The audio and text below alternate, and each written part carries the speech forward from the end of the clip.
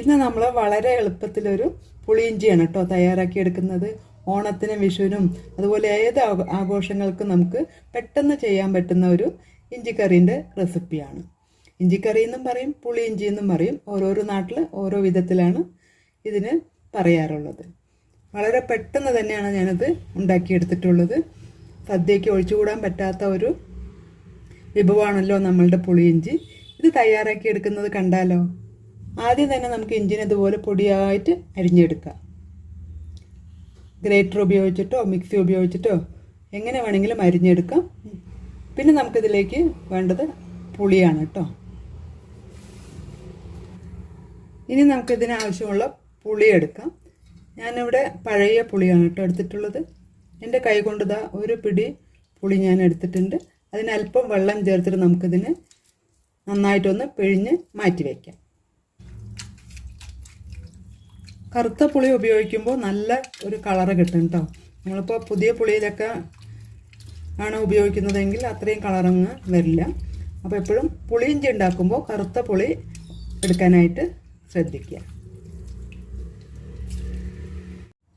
ഞാനിതാ പുളിയെല്ലാം പിഴിഞ്ഞ് അതിൻ്റെ ചണ്ടിയെല്ലാം മാറ്റിയെടുത്തിട്ടുണ്ട്. 1/2 ലിറ്ററോളം പുളിവെള്ളമാണ് കേട്ടോ ഞാൻ എടുത്തിട്ടുള്ളത്. ഞാനിവിടെ ഈ പുളിയിഞ്ചി തയ്യാറാക്കുന്നത് മൺചട്ടിയിലാണ് കേട്ടോ. മൺചട്ടി ചൂടായി വരുമ്പോൾ നമുക്കതിലേക്ക് പിഴിഞ്ഞെടുത്ത് വെച്ചിട്ടുള്ള പുളിയുടെ വെള്ളം മുഴുവനായിട്ട് ചേർത്ത് കൊടുക്കാം. വളരെ പെട്ടെന്ന് ഈസി ആയിട്ടുള്ളൊരു റെസിപ്പിയാണത്. ഈസി ആയിട്ടുള്ള മെത്തേഡുമാണ്. എല്ലാവർക്കും വീട്ടിൽ തന്നെ നമുക്ക് പുളിയിഞ്ചി നല്ല ടേസ്റ്റോടുകൂടെ തന്നെ നല്ല തിക്ക് ഗ്രേവി ആയിട്ട് ഉണ്ടാക്കിയെടുക്കാം. നമ്മൾ പൊടിയായി അരിഞ്ഞെടുത്തിട്ടുള്ള ഇഞ്ചി ചേർത്ത് കൊടുക്കാം. 4 പച്ചമുളക് വട്ടത്തിൽ അരിഞ്ഞെടുത്തത് ഇതിലേക്ക് ഇട്ട് കൊടുക്കാം. പിന്നെ ഒരു തണ്ട് കറിവേപ്പില ചേർത്ത് കൊടുക്കാം.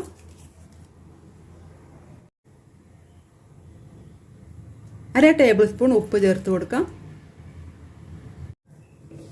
എല്ലാം കൂടി നല്ലപോലെ ഒന്ന് മിക്സ് ആക്കിയ ശേഷം ഇതൊന്ന് നന്നായിട്ടൊന്ന് തിളച്ച് വരട്ടെ കേട്ടോ. പിന്നെ ഞാനിതിലേക്ക് ചേർക്കുന്നത് ശർക്കരയാണ്. ഒരു ഉണ്ടൻ്റെ പകുതി ശർക്കര പൊടിച്ചിട്ട് നമുക്ക് ഇതിലേക്ക് ചേർത്ത് കൊടുക്കണം. നമ്മുടെ പുളി നന്നായിട്ട് തിളച്ച് വന്നിട്ടുണ്ട്. ഇനി അതൊരു 10 മിനിറ്റ് ലോ ഫ്ലെയിമിലിട്ടിട്ട് ഇതൊന്ന് കുറുകി വരുന്നവരെ ഒന്ന് നമുക്ക് വെയിറ്റ് ചെയ്യാം.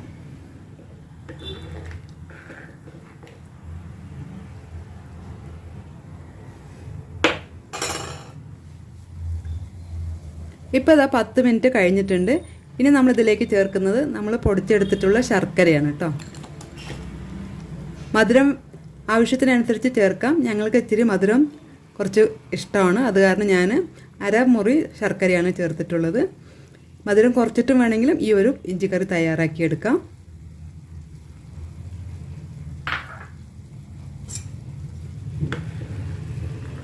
നന്നായിട്ടൊന്ന് ഇളക്കി ശർക്കരയും പുളിയും ഉപ്പും പിന്നെ ഞാനിതിൽ മുളക് പൊടി മഞ്ഞൾപ്പൊടി വേറെ ഒന്നും ചേർക്കുന്നില്ല.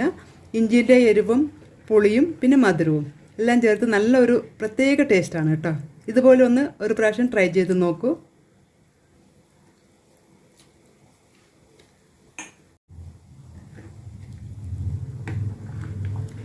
ശർക്കരയും പുളിയും നന്നായിട്ടൊന്ന് വറ്റി കുറുകി വരുന്നവരെ നമുക്കിതിനെ ലോ ഫ്ലെയിമിൽ ഇട്ട് കൊടുക്കാം.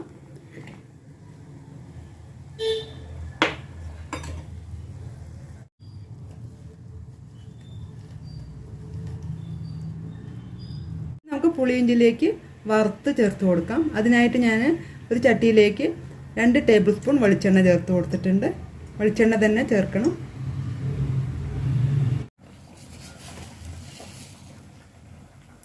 കടുക് ചേർത്ത് കൊടുക്കാം. ചൂടായ എണ്ണയിലേക്ക് കടുക് പൊട്ടി വരുന്നുണ്ട്. നമുക്ക് വറ്റൽമുളക് ചേർത്ത് കൊടുക്കാം.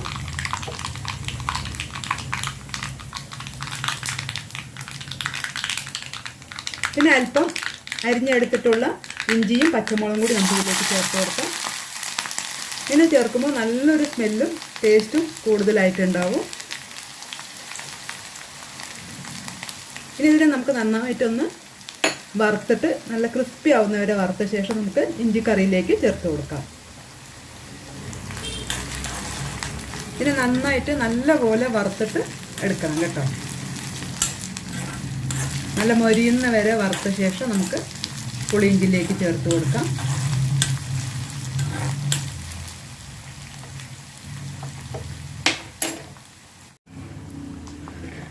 അങ്ങനെ നമ്മളുടെ പുളിയും ശർക്കരയും ഒക്കെ ചേർത്ത് കൊടുത്തിട്ട് പുളിയിഞ്ചി ഇവിടെ നല്ല തിക്കായിട്ട് വന്നിട്ടുണ്ട്. ഇനി നമുക്കിതിന് സ്റ്റവ് ഓഫാക്കി കൊടുക്കാം.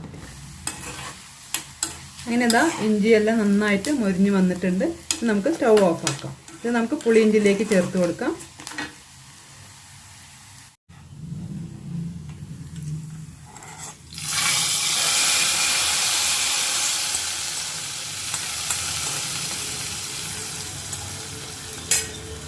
പുളിയും എരിവും ഒക്കെ ഒന്ന് ബാലൻസ് ചെയ്യാൻ വേണ്ടിയിട്ട് ഒരു നുള്ള് വറുത്ത ഉലുവാപ്പൊടി കൂടി ഞാനിതിലേക്ക് ചേർത്ത് കൊടുത്തിട്ടുണ്ട്. അത്രയേ ഉള്ളൂ, നമ്മളുടെ പുളിയിഞ്ചി ഇവിടെ റെഡി ആയിട്ടുണ്ട്. സദ്യക്കൊക്കെ വിളമ്പാൻ പറ്റിയ പുളിയിഞ്ചിയാണ്. അങ്ങനെ ഇത്രയും എളുപ്പത്തിലൊരു പുളിയിഞ്ചിയോ എന്ന് എല്ലാവരും ചോദിക്കും. നിങ്ങളിതുപോലെ ട്രൈ ചെയ്യുക. അങ്ങനെ സദ്യക്കുള്ള പുളിയിഞ്ചി ഇവിടെ റെഡിയായി. ഈ ഓണത്തിന് സിമ്പിളായിട്ടുള്ള ഈ രീതിയിലൊന്ന് പുളിയിഞ്ചി തയ്യാറാക്കി കൊടുക്കുക. എല്ലാവർക്കും ഇഷ്ടമാവും. വീഡിയോ ഇഷ്ടപ്പെടുവാണെങ്കിൽ ഒന്ന് ലൈക്ക് ചെയ്യണേ. അടുത്ത പുതിയൊരു വീഡിയോ ആയിട്ട് ഞാൻ വീണ്ടും വരാം. താങ്ക്